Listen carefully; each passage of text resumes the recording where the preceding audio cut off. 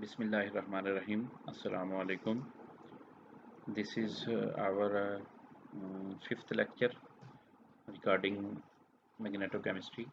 In our previous lecture, we have talked about history of magnetization, magnetochemistry, and we have talked about two main or major classes of materials based upon magnetic interactions. Those are diamagnetism and paramagnetism, and most of the material in a periodic table of elements belong to these two classes, that is paramagnetic and diamagnetic. Here are the key points that we shall discuss in our lecture.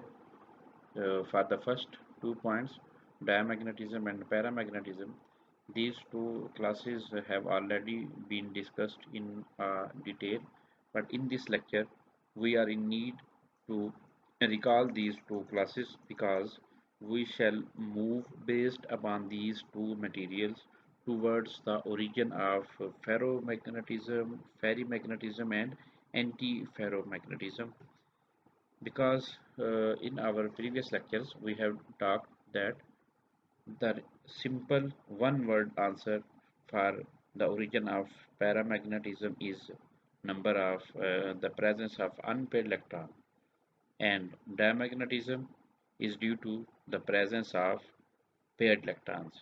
Further, paramagnetism is exhibited only in the presence of applied magnetic field. When there is no magnetic field, applied magnetic field, the magnetization of the material will be reverted to its original. And further, the point that we learned from our previous discussion, that the paramagnetization of the material is inversely proportional to temperature, because in the presence of applied magnetic field there are two forces that are operating in opposite direction. One of them is applied magnetic field that tends to align magnetic domains in the direction of applied magnetic field, and the other one is thermal agitation that tends to disperse magnetic domains in random direction. Now we shall talk about the three more classes, that is ferromagnetism, ferrimagnetism, and antiferromagnetism. Origin of magnetism. The origin of magnetism lies in the orbital and spin motion of electrons. How the electrons with one another. The best way to introduce the different types of magnetism is to describe how materials respond to magnetic field. This may be surprising to some, but all matter is magnetic. It's just that some materials are much more magnets than the others. The main distinction is that in some materials there is no collective interaction of atomic magnetic moments, whereas in other materials there is a very strong interaction between atomic moments. The magnetic material of materials can be classified into following major classes. The classification of the materials have been presented in the key points of this lecture. The first two classes, that are diamagnetic and paramagnetic, are those that exhibit no collective magnetic interactions and are not magnetically ordered. Materials in the last three groups exhibit long-range magnetic order below a certain critical temperature. Ferromagnetism and ferrimagnetic materials are usually what we consider a big being magnets behaving like iron.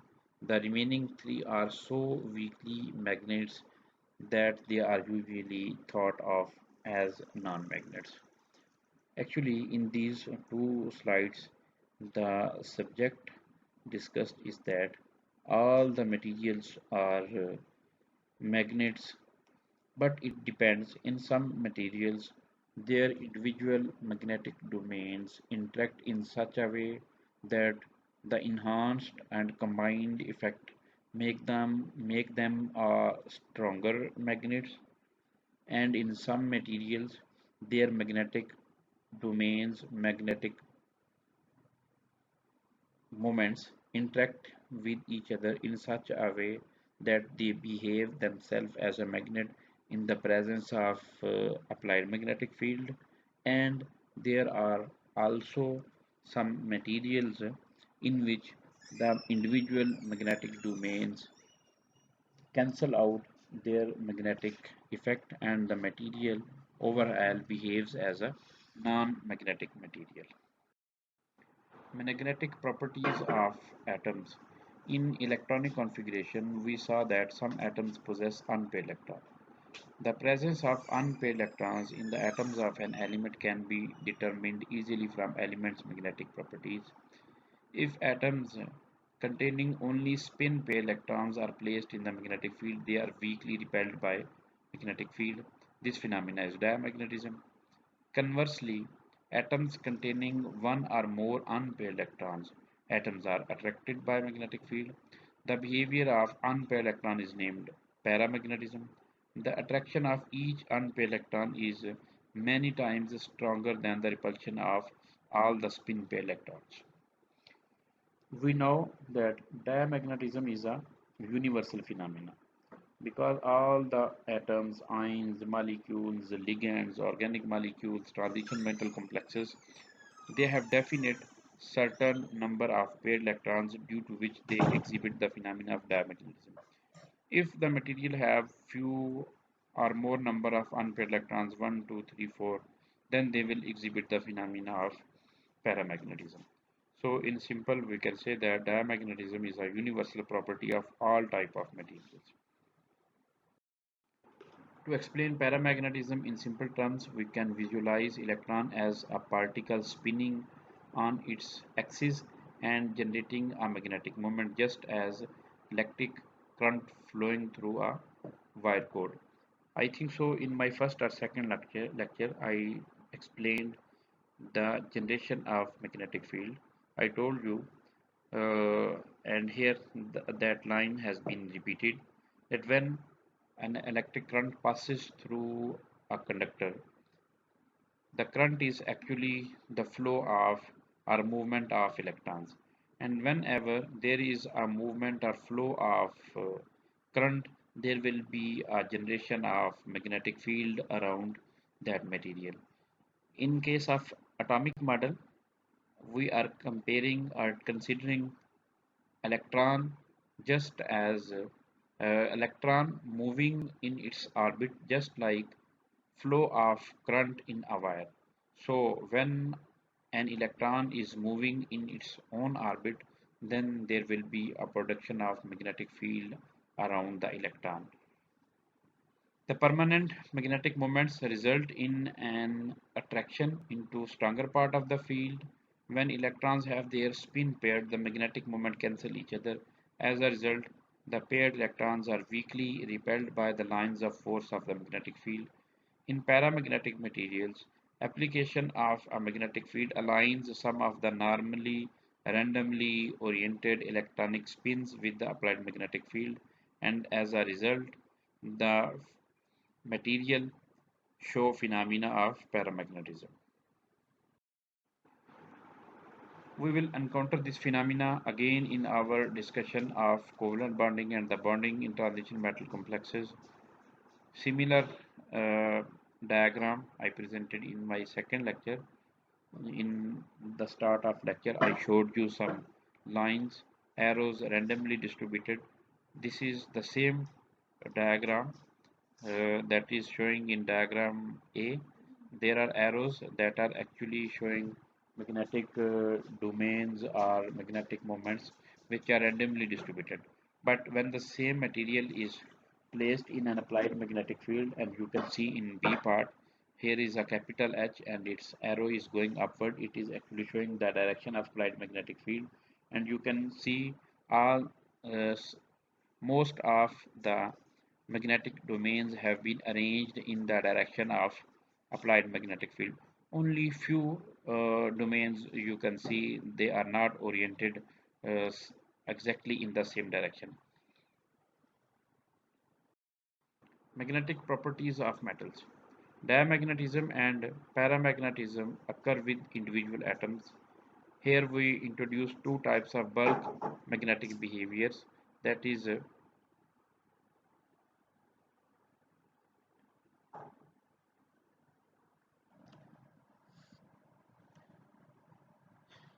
magnetism and paramagnetism occur with individual atoms.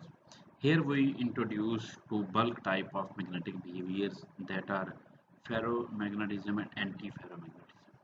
In ferromagnetic materials, the unpaired electrons are parallel aligned with their neighbors even in the absence of magnetic field. These group of mutually aligned spins are known as magnetic domains. Application of field causes all the magnetic domains to align with magnetic field. The alignment is much stronger than that of paramagnetic materials. So here the main difference between para and ferromagnetic materials. Both of these phenomena are due to unpaired electrons, but paramagnetic materials are magnetically dilute. Their individual domains have no concern, no interaction with each other. But for ferromagnetic materials, individual domains, electrons, or moments interact with each other. And when they are placed in applied magnetic field, they experience magnetic field in a bulk form. But in case of paramagnetic materials, the experience of applied magnetic field on domains is independent upon each other. Means one domain has no concern with the other. One domain is experiencing its own magnetic flux. The other domain is experiencing its own magnetic flux in case of paramagnetic materials. Ferromagnetism is found in metals that have unpaired electrons in their d or f orbitals. Electrons in these orbitals must weakly interact with those in neighboring atoms for the effect to occur. The phenomena only occurs in later 3d and 4f block elements. When a ferromagnetic material is heated, the atomic vibration causes a breakdown of magnetic domains until the Curie point. The material reverts to weaker paramagnetic behaviors. Only four metals exhibit ferromagnetism and have a Curie transition temperature above 0 degrees Celsius. As I told you that most of the materials in our periodic table, they belong to either paramagnetism or diamagnetism. The other three phenomena, ferromagnetism, ferrimagnetism, and anti-ferromagnetism, they are rare. But they are rare, but they have their own importance.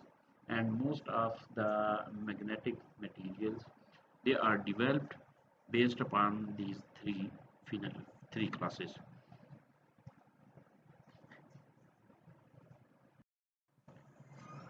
We can see diamagnetic representation in figure A, and ferromagnetism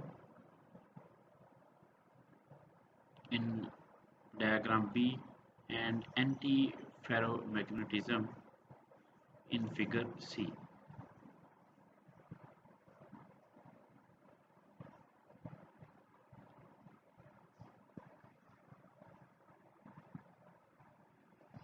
In addition to ferromagnetic materials, they are anti-ferromagnets.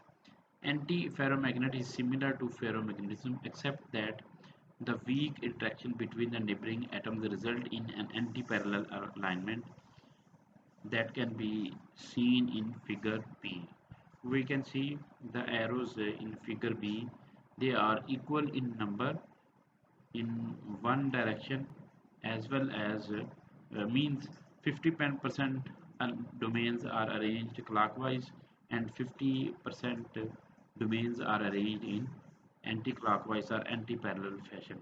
Thus, the attraction into magnetic field is weaker than the paramagnetic would predict, but only up to Neal's temperature, at which the antiferromagnetic materials revert to paramagnetic behavior.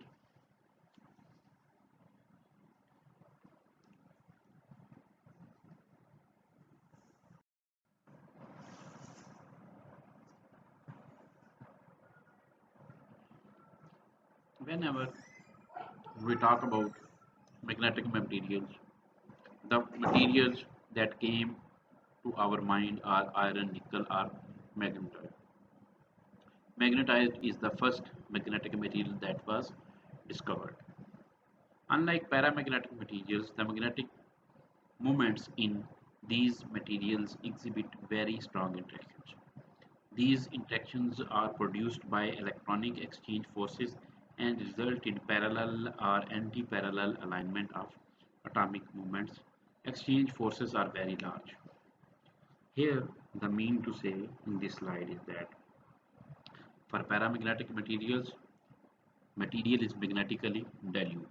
There is no concern of one magnetic domain or electron or moment with the other one. But in case of ferromagnetism, magnetic domain or electron or moment of one atom will interact with the magnetic domain, electron or moment of the other atom. Their interaction has two modes. It may be constructive or it may be destructive. So it depends whether they are reinforcing each other or they are cancelling out effect of each other. The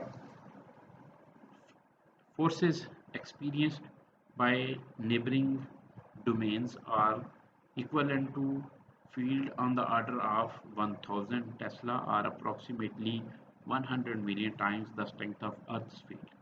The exchange force is a quantum mechanical phenomena due to relative orientation of spin of two electrons. Ferromagnetic materials exhibit parallel alignment of moments resulting in large net magnetization even in the absence of magnetic field.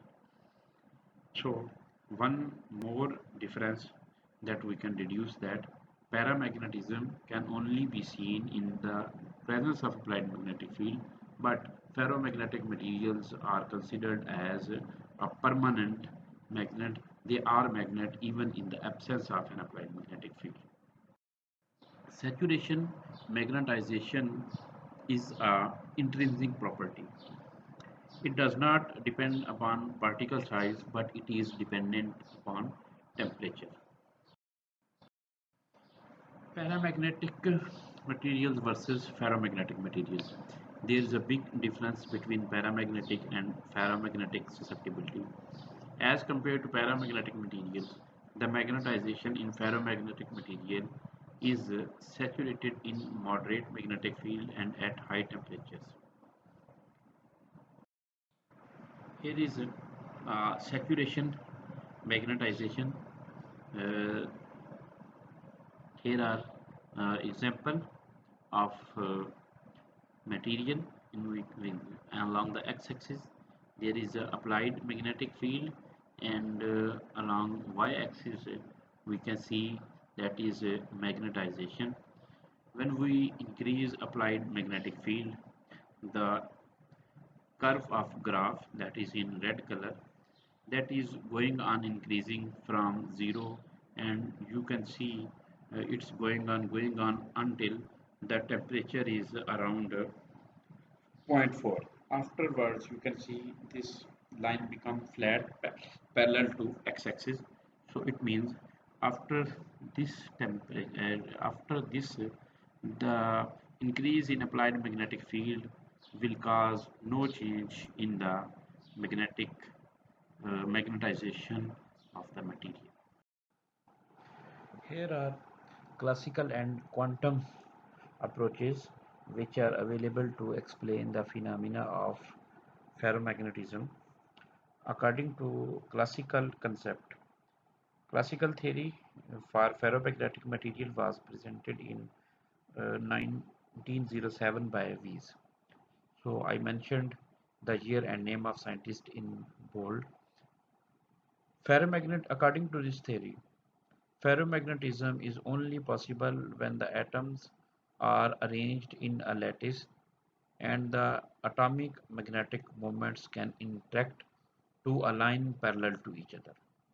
This fact is explained in classical theory by the presence of molecular field within the ferromagnetic material, which was first postulated by Weiss in 1907, and this field is sufficient to magnetize the material to a saturation point, which means that this effect is capable to make material as a magnet without the presence of any external magnetic field. And in quantum mechanical approach, the Heisenberg's model for ferromagnetic materials describes the parallel alignment of magnetic moments in terms of an exchange interaction between neighboring moments. So it means there are two different approaches which are available to explain ferromagnetic materials. According to classical theory, the magnetic moments or domain should be aligned parallel in their crystal lattice. But according to classical quantum approach, the phenomena of ferromagnetism arises due to exchange of interaction between neighboring moments. It means the electrons of an atom present in a crystal lattice will exchange their forces with the neighboring electrons. And in our this lecture we have discussed the magnitude of force that is around 1000 Tesla, and I presented the data regarding the force which are experienced by the neighboring atoms in previous slide. Weiss postulated that the presence of magnetic domains within the material, which are regions where the atomic magnetic moments are aligned, the movement of these domains determine how material respond to a magnetic field, and as a consequence, the susceptibility is a function of applied magnetic field. Therefore, ferromagnetic materials are usually compared in terms of saturation magnetization, the magnetization when the domains are aligned rather than susceptibility. So the previous slide were talking about the magnetic moment of materials without in the absence of applied magnetic field. But here we are talking about uh, magnetization of ferromagnetic materials in the presence of applied magnetic field. When we apply a magnetic field, then the domains which are not aligned, they will tend to align themselves in the presence of applied magnetic field, and at a certain point the maximum alignment of magnetic domains will be attained or achieved, and at that point the material will be fully magnetized. Usually, the magnetization or magnetic moments of ferromagnetic materials are recorded at saturation magnetization. In our previous slides, we have discussed two distinct properties of these materials. One of them is spontaneous magnetization, and the other one is saturation magnetization. The discussion at the previous slide was about spontaneous magnetization, and the thing that I'm trying to tell you is about uh, saturation magnetization. In the periodic table of elements, only iron, cobalt, and nickel are ferromagnetics at and above the room temperature. As ferromagnetic materials are heated, then the thermal agitation of the atoms means that the degree of alignment of atomic magnetic moments decreases, and hence the saturation magnetization also decreases. Eventually, the thermal agitation becomes so great that the material becomes paramagnetic. The temperature of this transition is known as Curie temperature. So in this slide, in front of metal, I have mentioned Curie temperature of metals in parentheses. The symbol for Curie temperature is Tc. This C is actually in superscript. So Tc for iron is 770 degrees Celsius. For cobalt is 1131 degrees Celsius, and for nickel the temperature is 358 degrees Celsius. Above Tc, then the susceptibility varies according to Curie's law. So, the complete description and derivation of Curie's law will be available in coming lectures. So, until here, this discussion is enough. So, now we are going forward to our next. So, the next slide is an interesting slide information that is actually the part of paramagnetism, but while scrolling and searching some materials for the preparation of the lecture, I found this definition, this new term, that is super paramagnetism, and I thought to include it here. Actually, it should be part of previous lecture. Means this slide should come under the heading of paramagnetic materials because this is related to paramagnetism. So anyhow, because I found this data at this moment, that's why I thought to add at this moment. So what is supermagnetism? Supermagnetism is an interesting phenomenon that comes into play when ferromagnetic particles become very small. Usually, when their size is about 10 nanometers, these materials begin to exhibit paramagnetic behavior even when they are below the Curie temperature. This is because below Curie temperature, the thermal agitations are not strong. Then, the interactive forces between individual atoms dominate the thermal agitation.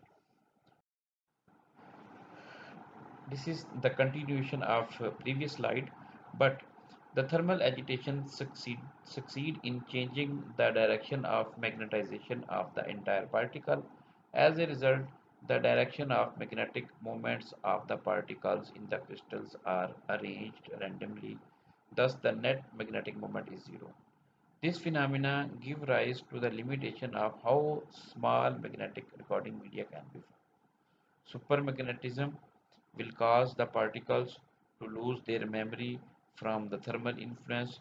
Supermagnetic particles are therefore often used in many magnetic systems.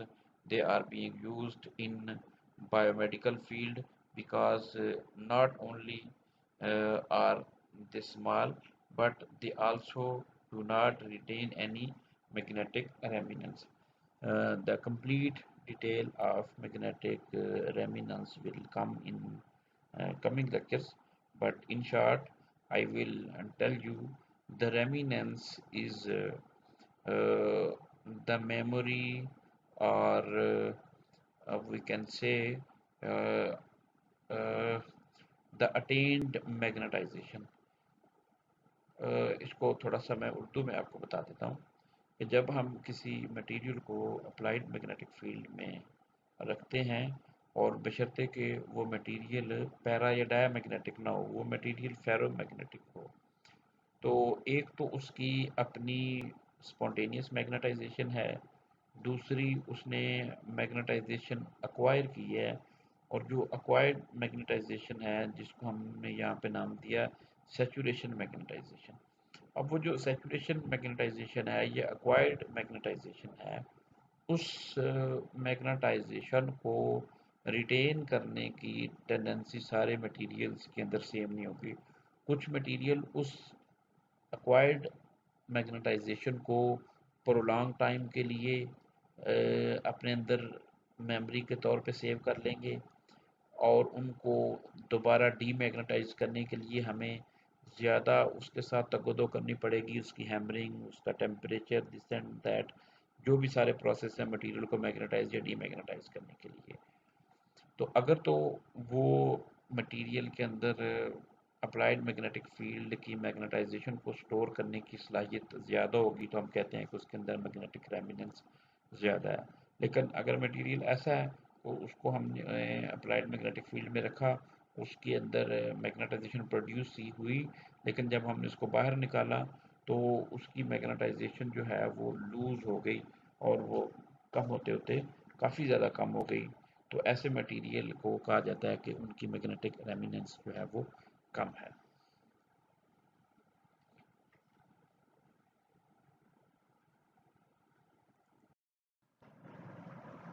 Here are few questions for you. You must explain the reason for ferromagnetic behavior and what do you know about spontaneous magnetization, and the last question for you, that on what factors or on which factors spontaneous magnetization depends.